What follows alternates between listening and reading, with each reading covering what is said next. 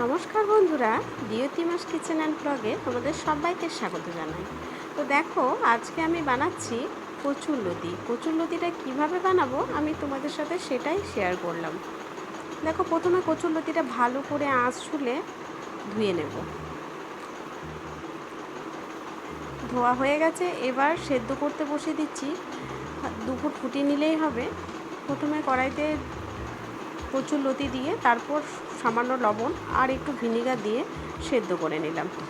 এরপর পালা কড়াই দেওয়ার। কড়াইতে তেল দিয়ে দিয়েছি, সর্ষের তেল দিলাম, তার মধ্যে দিয়ে দিয়েছি কালো জিরে আর কাঁচা লঙ্কা ফোড়ন। কাঁচা লঙ্কার ফোড়ন হয়ে গেলে এর মধ্যে দিয়ে দিয়েছি পেঁয়াজ, আর তারপরে দিলাম টমেটো কুচি।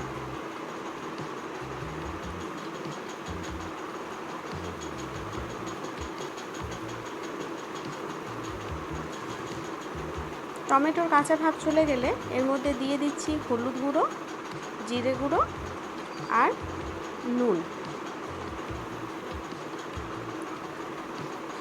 সামান্য চিনি দিচ্ছি, যারা চিনি খেতে পছন্দ করেন না চিনিটা অ্যাভয়েড করবেন, তবে চিনি দিলে টেস্টের ব্যালেন্স খুব সুন্দর হয়।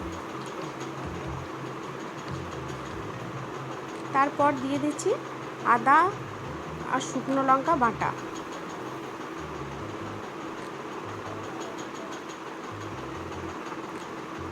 এরপর ভালো করে মশলাটা কষিয়ে নেব। তার মধ্যে দিয়ে দিচ্ছি একটা মাছের মাথা। এতে ইলিশ মাছের মাথা দিলে খুব ভালো হয়, বাট আমার কাছে ইলিশ মাছের মাথা না থাকায় আমি রুই মাছের মাথায় দিয়ে দিলাম।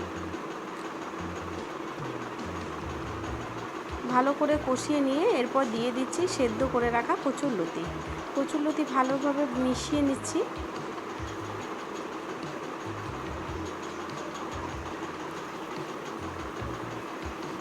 কার কার কচুরলতি খেতে খুব পছন্দ সেটা কমেন্টে অবশ্যই জানিও।